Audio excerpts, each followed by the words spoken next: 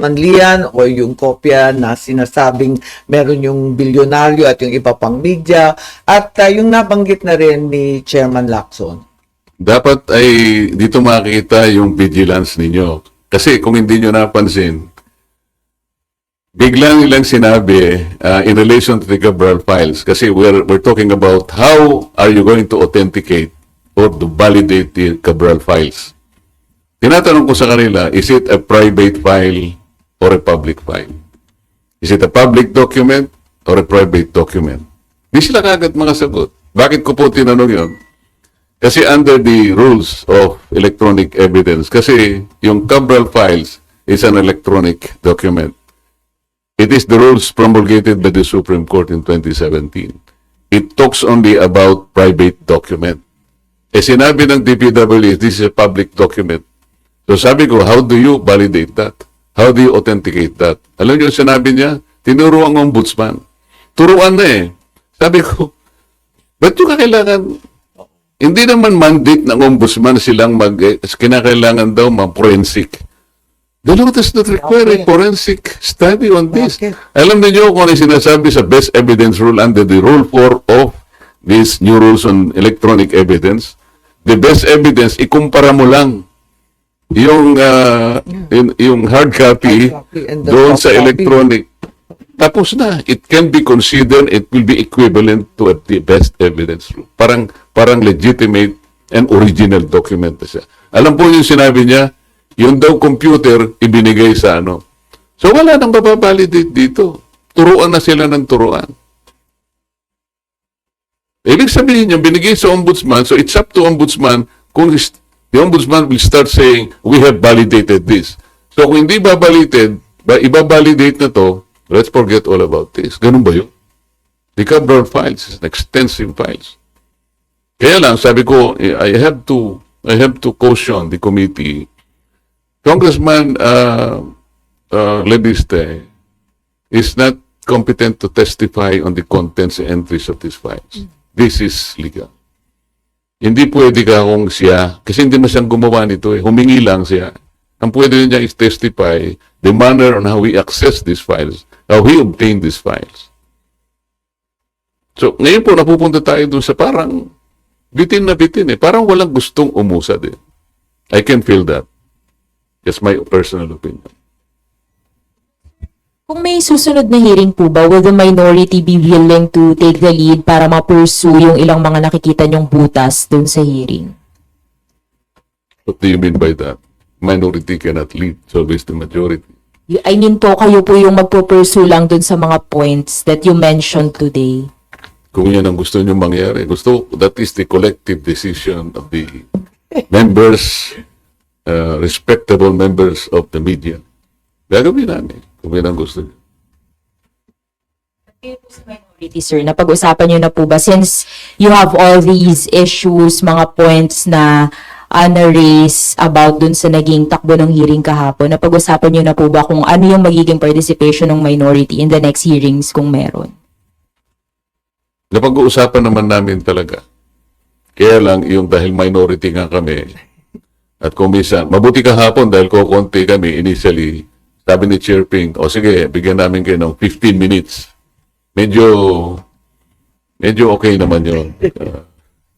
Pero pagka yung maramihan na, 5 minutes na lang kayo. Actually, tatlo. Kasi 6 lang yung si former Senate President Cheese, hindi siya pumirma because he's not a member of the Blue Ribbon Committee.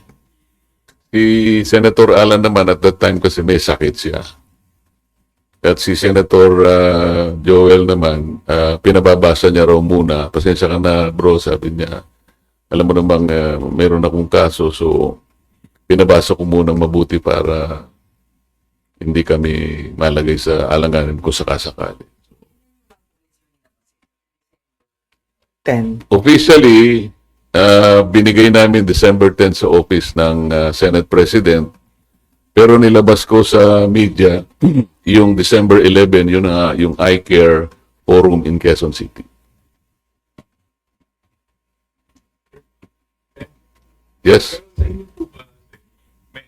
Meron po ba sa leadership na nagpipigil sa inyo o may sinasabihan kayo to prevent you from pursuing kung ano yung mga tanong o anggulo na gusto nyong i-pursue sa Blue Ribbon hearings? Wala naman. Wala naman. Nakikita ko nga, marami kayong gustong ipulso natin. Ang gusto ko lang makita talaga na parang consensus ninyo ito ang ating suriin, ito yung suriin natin, ito yung pulso natin. Parang nakikita ko, kung tama ako, kung yan ang gusto ninyo, at sa susunod na hearing, masasabi ko na humarap ako sa media, kaming dalawa ni Sen. Aimee, na ito po ang gusto talaga ng members ng ating Philippine media. Pwede ko bang sabihin nyo? Hindi, tumatango ka lang. O yun, okay. Sir, isa pa. Sir, yung minority report niyo po ay based on the 3 hearings that you had when you were chairman. Wala na po doon yung naging chair si Hindi, Sen. 3 sa akin, 3 kay Senator Ping. Doon base po yun. Yes, 6 na ma'am. hearings. Yes, ma'am. As of December 10 siya. Sen. Mary Moraes from One News po. For Senator Aimee, sabi po ni Senator Ping, kapag may mga ebidensya rin daw po kayo leading sa pinsan ninyo, welcome din daw po talaga kayo mag-participate sa pagdinig. Sa next hearing po ba ng Blue Ribbon, pupunta na po kayo, may ilalabas din po ba kayo? Hindi lahat na nga namin dito yung iba't ibang binunyag ng iba't ibang testigo na gusto nga namin i-pursue, sana tutukan kasi maraming binanggit. Hindi naman maari na i-dismiss outright yung mabibigat na sinabi ni Saldico, ni Orly Gutesa at pati si Curly Discaya.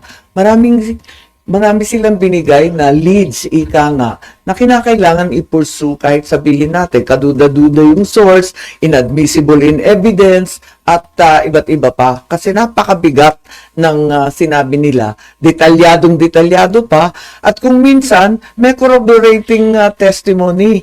Tulad nung sinabi ni Gutesa, yung 30 tama rin, parang tama din at yun din ang binanggit ni Saldico. Tapos tumbok din dun sa sinasabi naman ni Discaya.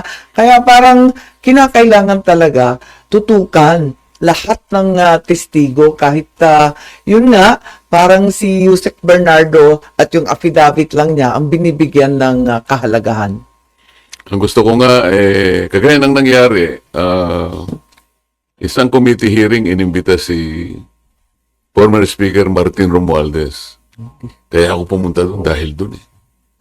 Kaya lang hindi dumating. Hindi dumating. Bakit hindi siya, ayaw nyo bang imbitahan siya? Members of the media. Napakarami sana nating may tatanong kung sakasakaling imbitahan si former Speaker Martin Romualdez. Ang daming nagtuturo sa kanya.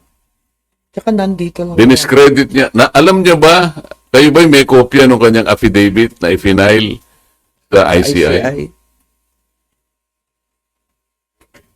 Meron po kayong nakuha ang kopya? Wala. Meaning to say, the Philippine media was denied a copy of a most important affidavit or sworn statement executed by no less than the former Speaker of the House of Representatives? Sinabi niya sa ICI. Ito namang ICI, hindi ko maintindihan. Ba't hindi mo kayo bigyan para ma-assess naman ninyo? Alam po niyo kung ano nakalagay doon? He denied control over the committees, the 80 committees of the House of Representatives.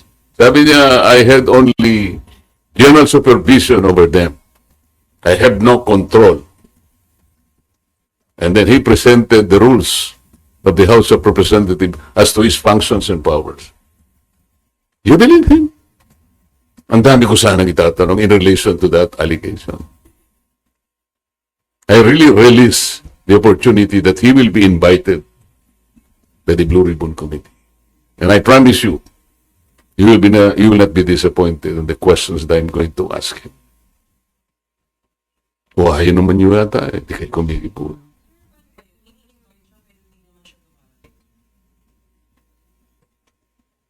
Bakit kaya? Kasi sasabihin na naman lang, interparliamentary courtesy. Alam niyo, pagka ganito kalaki na ang problema, will you rely on the interparliamentary courtesy concept? Courtesy lang yun eh. Now, we're talking about our nation. We're talking about our people. Kung paano